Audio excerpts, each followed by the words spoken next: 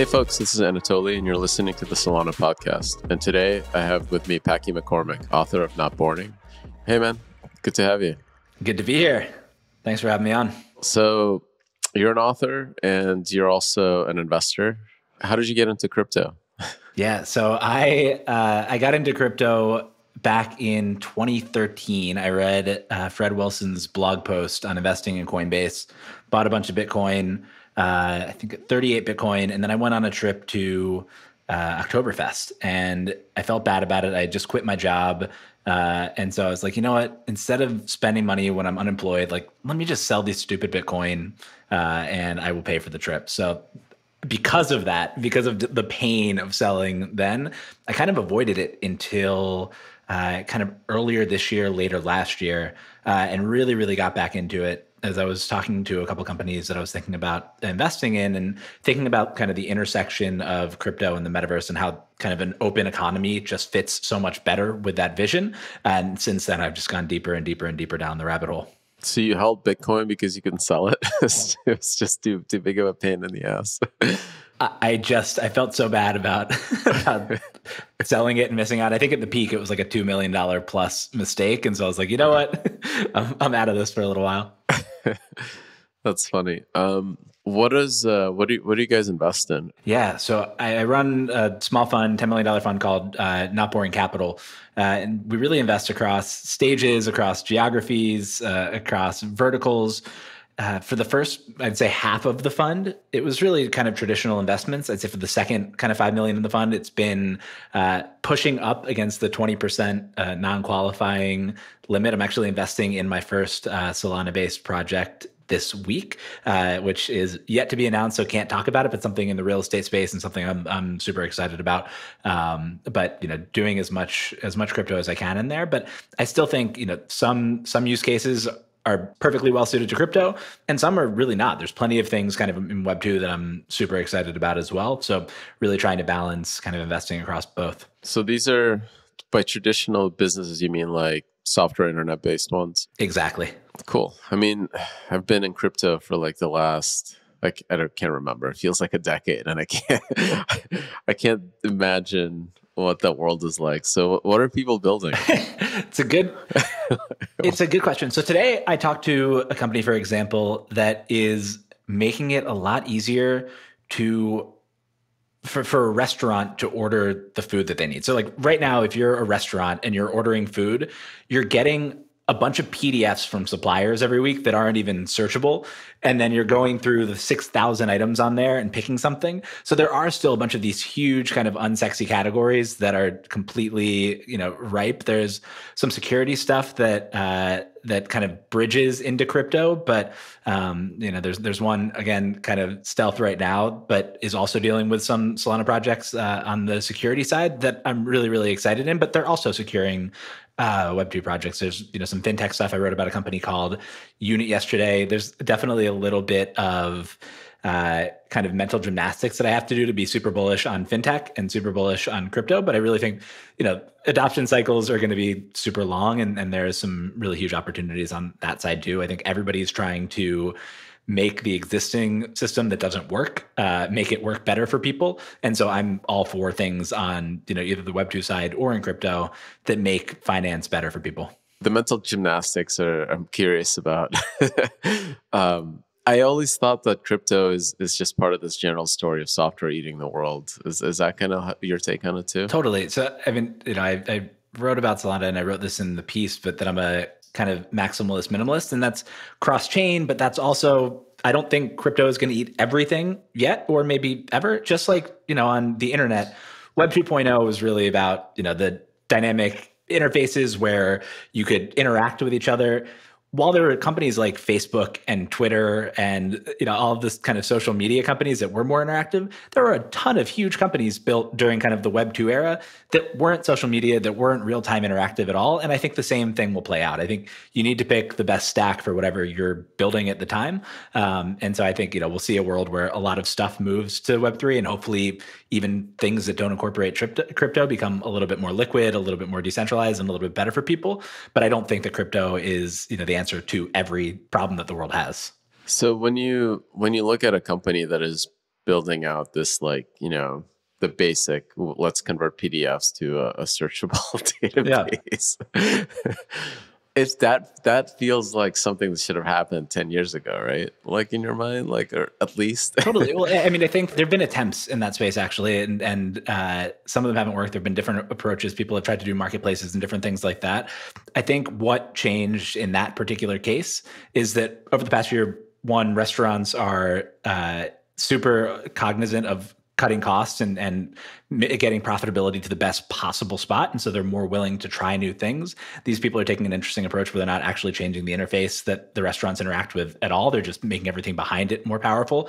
So things have been tried, but there's people are trying new approaches every day. I mean, I'd say 80%, because that is the literal max that I'm allowed to do, is 20% crypto out of my fund.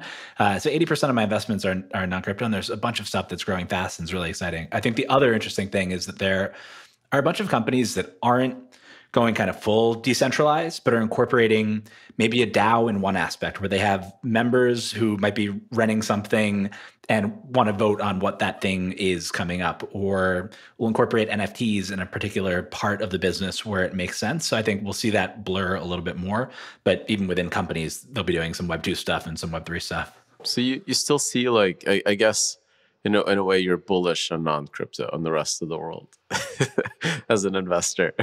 Yeah, my worldview is bullish tech and innovation. And I think like if you're talking on the, I have a medical device company in the portfolio and a machine learning company that helps make sense of medical documents and all of that kind of stuff. I don't see a need yet for crypto. And maybe there's, better decentralized kind of storage of that information in the future, so it's not a centralized entity. And so over time, I think more and more and more of it will potentially become decentralized as the tools catch up. But for right now, that's just stuff that needs to improve. There's a company called NextHealth that I invested in that has this really complex kind of long-term plan to first sell SaaS into doctors' offices, use that to connect to EHRs, use that to build out APIs, use that to build out a platform to ultimately try to make it easier for people to just hack on medical products, because right now it's such a pain in the ass to do anything in the medical space. Like I am super bullish on that kind of innovation because I have no idea where if you asked me what doctor I went to 2 years ago, I'd have no idea. If you asked me what my stats were, I'd have no idea. So anybody fixing any of those kinds of things, I'm super bullish on. Man, I mean, the internet is basically 30 years old, right, at this point. And it's wild to think that we're still connecting just data. Totally. Data to formats. It's why I can be bullish on all of this. Like the internet is still early in terms of penetration, and then crypto is a tiny, tiny, tiny percentage of that. So there's just a lot of room for all of this to run. It feels then like everything is happening at the same time. We're still onboarding the world to the internet, and we're now part of the internet is kind of being onboarded to crypto. Is that something that you foresaw? Like, what do you think about that? Yeah, I mean, I think most of the world.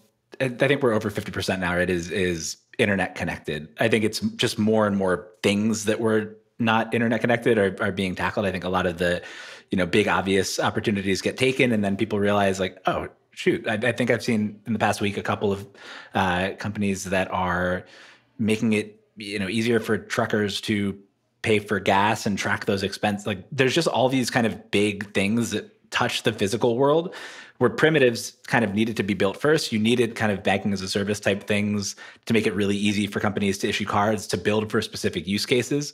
So I think it's all just a matter of what primitives have been built and then what you can do on top of that. And that's why, one of the reasons I'm so excited about crypto is because you and other folks in the space are building such interesting things for other people to build on top of. Since you kind of, you have, I think, a more maybe practical or realistic view, since you're dealing with non-crypto projects that are trying to get revenue, right? Like that's generally the pitch to an investor. Yes. Over a long enough time horizon, some of them need to get revenue. What do you see in crypto itself as promising to use crypto in a way that actually increases revenue for that business? Like what are those things? Yeah, I mean, I think, I don't know, one of the fun things about exploring both sides is that I really try when I look at any crypto project to understand kind of like what business physics laws it's enhancing. Like businesses are businesses because people buy things the same way all over the place, or people like to make money kind of, people are the same. And I think all of this comes down to people, obviously. Solana comes down to how many developers build on top of it and how many people use that. And so obviously, I think one of the big important things is the ability to build network effects by giving people ownership. And I think the idea of using ownership in crypto to even, have negative customer acquisition costs, to be able to essentially make the price of something negative to be able to get adoption, to use crypto tools for retention and network effects, I think is one of the big things that excites me. I think it's also just moving way, way, way faster, because as soon as, look at Ethereum and Solana, right? Like Ethereum, strong network effects, people building on top of it, and then Solana comes in and kind of looks like the same chart, but faster. And so you can get these network effects, but then somebody else will come in with network effects that are even faster. And I think it's going to be interesting to see how those types of things play out. By negative acquisition costs is a really interesting topic, because that's basically yield farming, right? Like DeFi, like the foundation of DeFi, how I get users is a lot of these projects give away their coin. Do you think those patterns is something that you're going to start seeing in traditional businesses? Like AMC popcorn, if you buy AMC stock, is some form of liquidity mining, right? I think the challenging part, right, is that people want either money pretty immediately or they want ownership in something. And it's really hard for Web2 companies to give away ownership. Like there's a ton of paperwork involved. There are platforms that are trying to make that a little bit easier, but it's still really hard for them to give away ownership the way that if you're a yield farmer, you can give away if you're a DeFi protocol, you can give away your token to attract users in the beginning. So maybe there will be some things that Web2 companies steal and bring over from crypto, but I do think that's one of the uniquely beautiful things about it, is that it's this, we'll see. It's still so early, right? But that it's this beautiful thing where because you're early, you're able to earn more. And then because you're there, you actually support the network and make the network more secure and all that. So there's actual justification for it, but it's just a kind of split, a shift in who gets the ownership of things, which I think is kind of beautiful. You think that like the Web2 properties, or like Facebook, Twitter, that those are a risk for being disintermediated by crypto? Yes. And a long enough time horizon, absolutely. I don't know what it looks like. And I think the early attempts to do it have been a bit skeuomorphic. And that's kind of one of the things that interests me here, is that BitClout was, I guess, kind of interesting, but it was Twitter with coins. And I don't think that the next social network will look like Twitter with coins. I think it will look like something that, is maybe wallet first, or maybe kind of in a 3D world, or something that looks different, but then kind of achieves a very similar end. And so I think, yes, 100% they're at risk, but I don't think that they're at risk from something that looks like a clone, but adds a token. Man, I love that word skeuomorphic, because that's kind of how I started thinking about it as I'm talking to a bunch of projects that are trying to shove crypto into what is a Web2 thing, like a Web2 product. Do you as an investor see that as like a red flag, or like, okay, maybe this might work and you should try it, but clearly you're going to have to iterate away from it? I think it comes down to what you're trying to do. I talked to an investor who was way smarter than I am about this the other day, and she was like, it's actually, for me, because I invested, the Series A and beyond, if one of my portfolio companies came to me and said that they're going to incorporate crypto at this point, that would be a red flag, because that means they don't have product market fit and they're trying to figure out how to get product market fit by doing something else shiny. There are other projects, like there was something that I was talking to that was totally Web2 based, but that asked people for feedback. They were having challenges with retention. They were asking users to submit information. They were thinking about how to reward them. And for something like that, particularly when it's so early, like I do think that adding crypto into the project makes a ton of sense. If you're trying to incentivize contribution and improve retention, crypto is an amazing tool for that, for the right type of community. So I really think it depends on what type of product it is. And some things I think will look skeuomorphic, might work in some cases where you're ripping out a internal kind of reward point and replacing it with crypto. I think that can make sense. But when you're trying to just shove money into something to see if you can attract more users, that's when I feel like there's a bit of a problem. So like Reddit coins, you think that's going to work?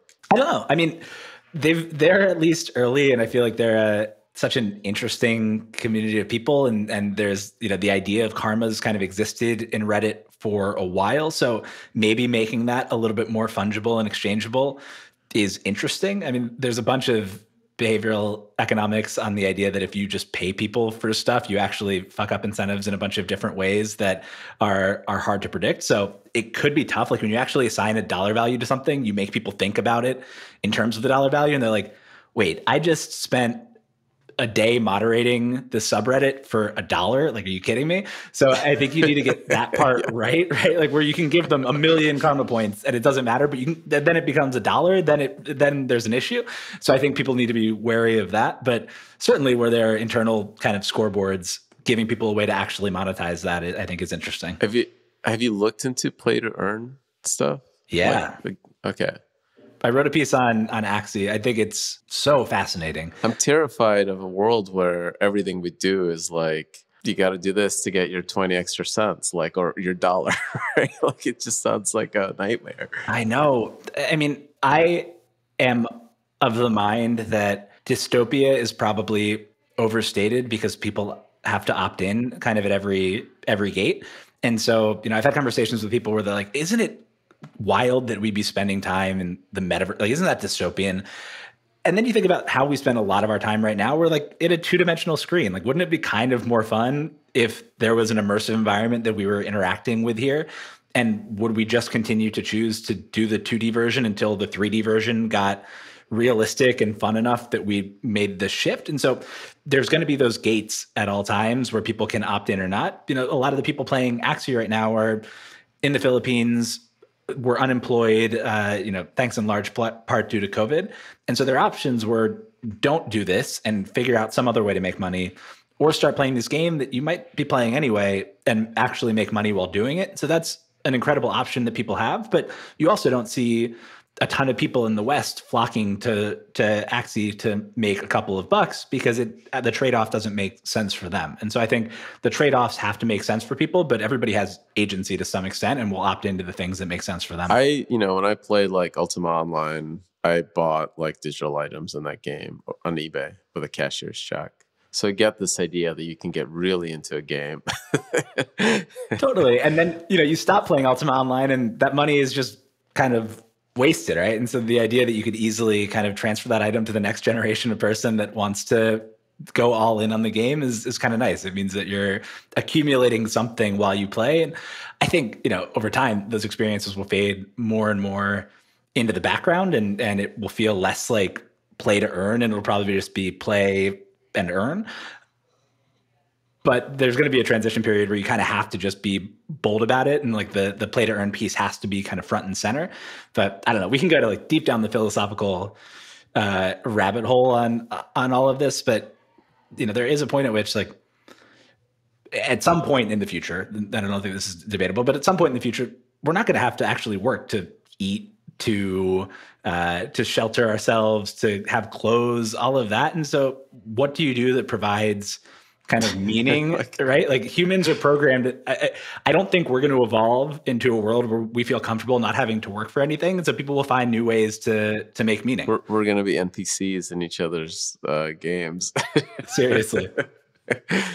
How much do you pay attention to the like regulatory side of it? Like, do you think like World of Warcraft is going to have to file like your W-2s?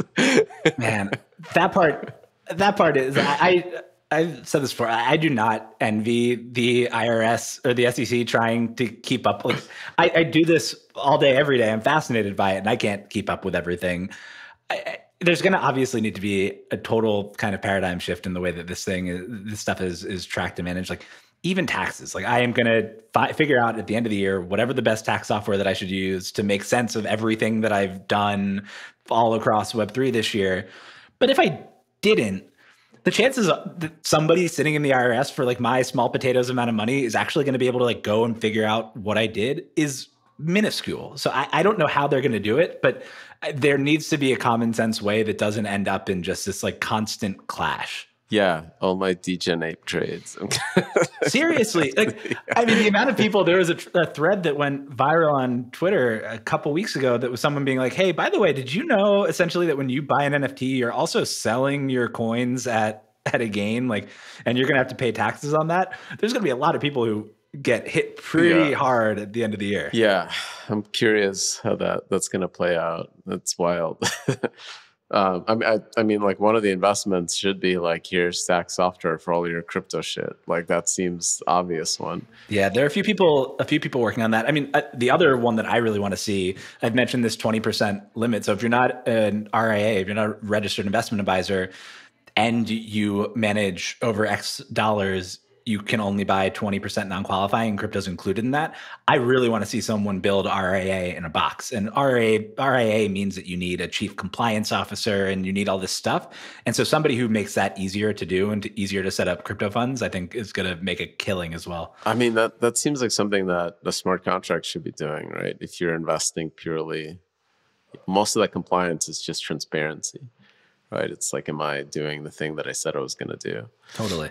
But some of it is there a person here looking over what I'm doing? Like the rules are written for a world in which it makes sense for a person to look over something instead of computers talking to each other. So there's going to be a transition period there, but over time, yes, it makes a lot more sense as a smart contract. And I'm interested to see. Are you familiar with Syndicate Protocol? I'm not. So Syndicate Protocol is, I think, mostly on Ethereum at this point, but it makes it easy to set up investment clubs, SPVs, a bunch of other things, and so brings a lot of kind of the group investing activities on chain. Is there anything similar on the Solana side? I don't know yet. Like the network exploded in terms of people building on it to the point that I can't track. That's awesome. That's a milestone. Yeah, that's a milestone. It's just like. So now I'm like, okay, go back into the weeds, back into like optimizations. How do you balance? Sorry to turn the mic on you, but very curious. How do you balance your time right now? Poorly, I would say. Like I think there was like an effort to get the word out to as many developers out there that this is how you build stuff and these are the reference implementations. And now that that's kind of moving on its own, I almost feel like me putting energy there is going to have such a small amount of like gain. So I think of it in like value against replacement kind of terms. Like if just very dumb engineer perspective, maybe that's a pretty good one. I don't know. No, I mean, it's if you can view yourself from kind of a remove like that and be like, look, I mean, that's the goal of running a company or an organization or a protocol is how can I replace myself in as many different spots as possible. But are you in the Discords? Are you like getting degen on some of these projects and stuff too? I used to be more Discord, like just telling devs, this is where the docs are. This is how you unblock that like compiler error or whatever. Like I was in there and now there's enough people doing that. And I'm like, okay, I'm useless here. So, in the early days of Metaplex, helping out like people set up their Heroku servers or whatever, right? Like I spent like a little bit of time doing that, but then all of a sudden our engineers kind of took off with it. I'm curious how you think about DAOs. Like, are these truly like amorphous blobs where nobody knows anyone else and there's some voting mechanism that you trust? Or as normal people like actually that do this stuff, it feels to me that there are like humans that all know each other and they're like kind of coordinating with software. Yeah, there's been kind of a meme going around, I feel like this week again on Twitter where people have been talking about like, oh, it's impossible to get fired by a DAO. Like, why not just get hired by a DAO and then don't do anything because who's going to fire you? I love the idea and I love the fact that crypto makes it possible to organize and incentivize huge groups of people across the world and get them to work in the same direction. I also think there's going to be a ton of challenges. Like people are very used for the past, at least, couple hundred years since the dawn of the corporation, people are very used to working in hierarchical structures where there's somebody making a decision. And so I think there will be kind of a balance that gets struck in a lot of cases. Like delegation, I think will get more and more and more popular. And ideally there are things, there's some projects being worked on that I'm excited about where people's kind of on-chain contribution and activity and resume is almost tracked, and maybe you give more power to the people who've contributed the most and proven expertise in a certain area and all of that. So I think a lot of things need to be worked out there. I think that we're in the stage now, frankly, where like a lot of DAOs will not do as well as a centralized thing would have done, but then some DAOs will just do this crazy emergent stuff that never would have been possible in a normal kind of structure that was a little bit more hierarchical. So I think we're in like the let 1,000 flowers bloom phase of DAOs right now, where emergence will produce some really interesting stuff, and then emergence will also produce some total failures, and we'll see kind of where it all shakes out. The politics in DAOs, I feel like, are like corporations of politics, right? There's definitely like politics in large corps. And I feel like small DAOs of politics. And that's not typically not true of a startup. Yeah, I think that's true. Although it can happen fast at a startup. But the interesting thing that happens at a startup is if the CEO allows it to be political, it can get political really quickly.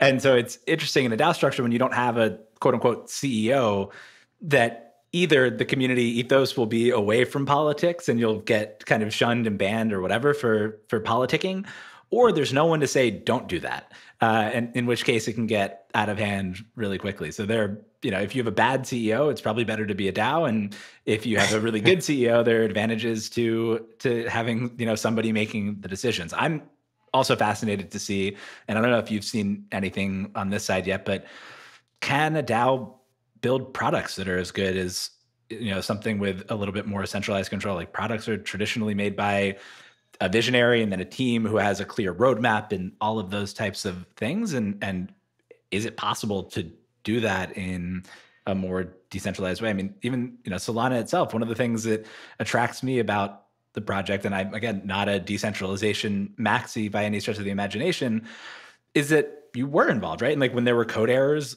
you were getting in there, you're telling people how to fix them and all of that. And I've talked to a bunch of people since I read that piece who are building things on Solana who cite that as one of the reasons that they like building on Solana, is that the team is there to kind of help when there are errors and help direct them towards best practices. So I don't know. I think something like that model is probably going to succeed. I can only get blame myself. Exactly. At the end of the day, yeah.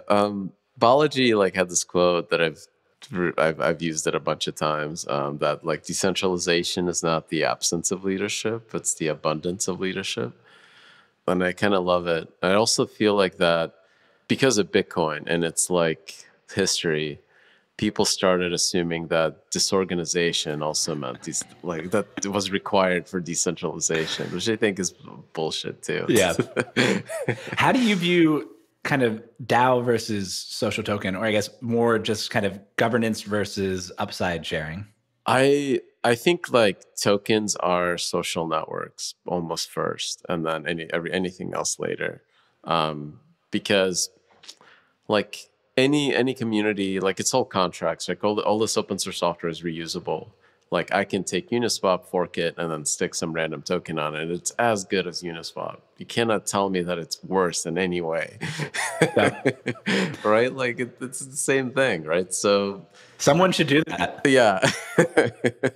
And then that community takes it in a different product direction, right? For whatever reason. I think that like really fast fail is probably the most important part of decentralization. Anybody can fork you and then just take it in a different direction and form a community around it. I agree. Which project was it that Justin Sun tried to take over and then everybody just stopped using it? Steam. Yeah. Steam it. Yeah.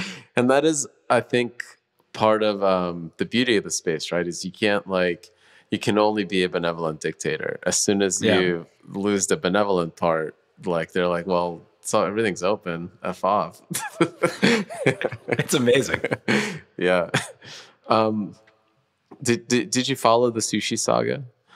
I didn't follow it in real time. I went back and looked at it kind of after the fact, but would not consider myself a sushi expert. Do you think that we're going to see like these communities stick around for the long haul, like Uniswap, etc.? Like, is that? I think that is the $1 billion, $1 trillion, whatever number you want to put on it, question that I mean, I was kind of alluding to before with these network effects being replaced by things that pick up network effects even faster and faster. I think that's the blessing and the curse. I was talking about this with somebody the other day where like Facebook, you could remove every single person working on Facebook except for the person who made sure that the servers were up, and people would keep using it for a long, long time. If the people kind of disappeared from SushiSwap or Uniswap or wherever, it just kind of fades away and they move on to the next thing and that takes off. So I think virality in crypto has been proven. Like you can get viral really, really quick. Defensibility over a very long time horizon, I think, is still TBD. Where does that defensibility come from in Facebook in your mind? Like it. In Facebook, I mean, Facebook's a clear kind of network effects one where I guess if everybody decided to stop, if the people on the network decided to stop using it, it would go away. But there's not a clear place that you would all go when you have, maybe there's switching costs too, because you have your whole network mapped and they won't actually let it be portable. Like to your point, you can fork anything. You know, you should be able to fork the relationship graph and all of that over time as people build new mechanics to make that happen. And when you can just bring your whole kind of relationship graph with you across Web3, then maybe you just all go to the next place, or maybe there's not even kind of a place, right? And it is just that your wallet at some point keeps track of all the connections that you have. And so maybe the wallet is the kind of central point of, where a lot of the value accrues and the thing that makes everything portable. But I'm not exactly sure. What do you think? I feel like humans are, when I first saw Facebook, I thought, this is like a shitty news group. I can run my own mail server and spam my friends. Yep. And then you realize that like normal people don't want to run their own mail servers or news groups. Yeah. And that like you centralize around convenience. Where do things centralize around convenience in crypto has for me been really tough to pin down. Like NFTs especially are like a really good example of people jumping from one set to another, but kind of still maintaining that both, right? Like they're able to be in multiple places at the same time. I can be a degen ape and like a monkey MBS member at the same time. Where do you think that ends up? Like, where do you think people end up centralizing, or do they not? I'm not sure. This is like, again, like $1 trillion question. I feel like if we get to, 300-400 million people with self-custody with wallets that are doing stuff, we'll start seeing those patterns of like, okay, this is like the Facebook. It's the social graph or the super connected node or something. Yeah. I wrote about this a couple weeks ago. I wrote a piece called The Interface Phase, and it was like a little bit like of a high kid post where I was like, what are the interfaces going to be? But just the fact that, like the first internet needed Netscape and needed a graphical interface. Web 2 needed, things like Dig and Facebook that were interactive for like that kind of capability, the read-write interface to really be there. And I don't think Web3 has gotten there yet. I do think that either a wallet-based thing, and I don't know what that looks like, and I'm not smart enough to figure out what that looks like, or a kind of metaverse. And I think it's such an interesting kind of mistake of history or just a coincidence of history that the tech for the metaverse and Web3 are kind of like peaking at the same time. But a world in which, like one of the things I think crypto does well is give physical-ish characteristics to digital things. And so I think an interface that makes that clear will have a lot of value in just making a lot of the stuff that feels a little more ethereal feel more kind of real and tangible. And like actually there will be physical places that people meet up and all of that. So I think what's interesting about crypto is that it's more like Ultima Online. Like when I was playing that game, I got a mental model of the map and the ownership of those items because it was persistent. Like I would go to the thing and I would change something and then come back and it was still there. And your brain, I think, just rapidly like just plugs it into the rest of the stuff that that it interacts with. Like if you get a lot of humans all doing this together, I think they'll kind of start forgetting that it's nothing more than a bunch of computers. Totally. I mean, it's interesting. Like even I forget the name of the book, but there's a book about the memory competitions and the world memory championships. And the way that they memorize things is by putting different objects throughout a house and then walking through that house. So we are, I think, a lot better at memorizing things and grokking things spatially than we are.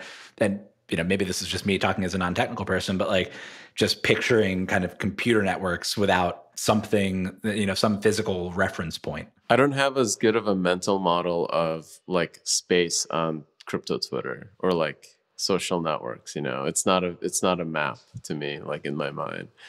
Yeah. But with like something like experiments like DeFi land and stuff, I think that actually might bridge that because of this ownership thing. And I honestly think it's the fact that I can modify stuff and come back and see it, like, and feel that I'm doing it. Totally. Yeah, people like building and showing progress and all of that. How do you, I'm going to turn the mic again.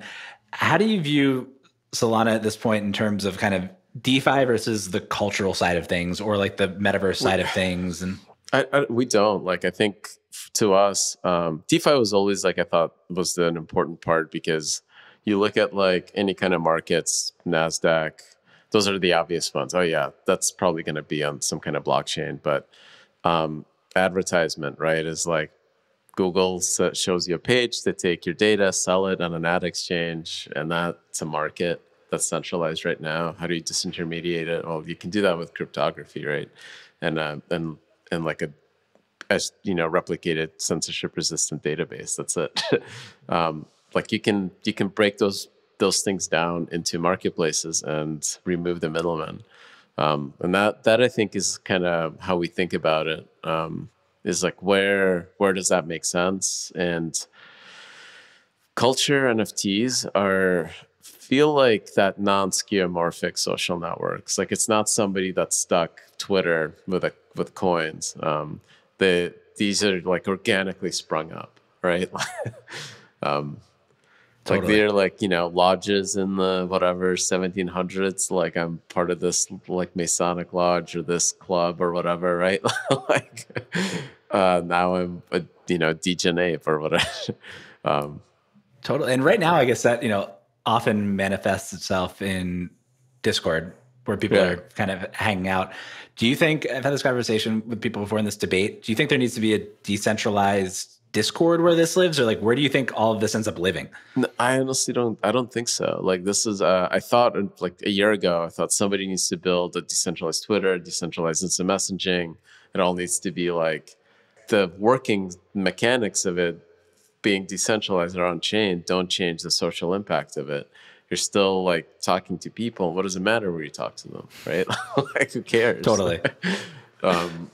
It's like I think stuff where you can start making like connected modifications of the same state. That like mental model of like, hey, we're all doing this thing over here. That becomes a place, and that's where people actually do things. But who cares where they talk about it? Yeah, and I don't think you can find a more minimally extractive corporation than Discord. Like, they make less dollars per user than anybody. Yeah, they're pretty awesome. Also, like the high the high fidelity audio and stuff like that, I think is pretty cool. I think that legit gamers, they build it for gamers. It's so interesting, and I'm probably going to write about Discord at some point here too. But that I've written something called The Great Online Game before, which is essentially we're all just playing this big video game across the internet. And so it's really funny that Discord, which was built for gamers, is where all of this activity is kind of it just like if you're playing a big video game, then the chat app designed for video games makes sense as the place that people kind of gather. Yeah, crypto and the internet is, at least the internet part of crypto is very much a big video game. Exactly. Are you investing mostly in the US companies, or all over the place? I'm investing mostly in the US, but have done a few in India. I've done Sweden. I've done Canada. Very open to doing anywhere around the world. Do you feel like there's been a shift towards kind of everything becoming Silicon Valley, that it doesn't really matter anymore at this point? The internet is Silicon Valley, or something a more kind of amorphous idea is Silicon Valley at this point. But I'm in New York. I'm probably 30 minutes away. I'm in Park Slope, and the crypto hub has become kind of Williamsburg. And I talk to all those people all the time, and I never take the 30-minute trip over to Williamsburg because I have Twitter and I have Discord, and I'm pretty much right there with them. So I don't think physical place matters nearly as much. Gathering in physical places is awesome. I think like the idea of, conferences and quarterly team meetups and all of that kind of stuff is absolutely going to explode. There's a really fun thing about only knowing somebody on the internet and then meeting them in person and feeling like you've known each other for a long time. But I don't think the physical place where you all live all the time matters that much. Yeah. And I think what's weird is like I have a sneaking suspicion that like the remote work world, like everybody's working remote, is actually going to mean more people travel and get together. And it's not just going to be like FaceTime and waiting around the office and sitting. Like when you're together, you're together, and then when you're working, your head's down working. And I kind of like that. Do you think people are more efficient that way, or is that like the natural state? It depends how many Discords you're in, frankly. Like, before this call, I was supposed to be writing, and I've gotten obsessed with the Wanderers NFT project. So I just bought another Wanderer and then was trying to figure out how to display it in my cyber gallery. And so I think like there's not somebody looking over my shoulder. So, in that sense, like maybe it allows you to get a little bit more distracted. But I also think, a lot of things kind of coming together at the same time.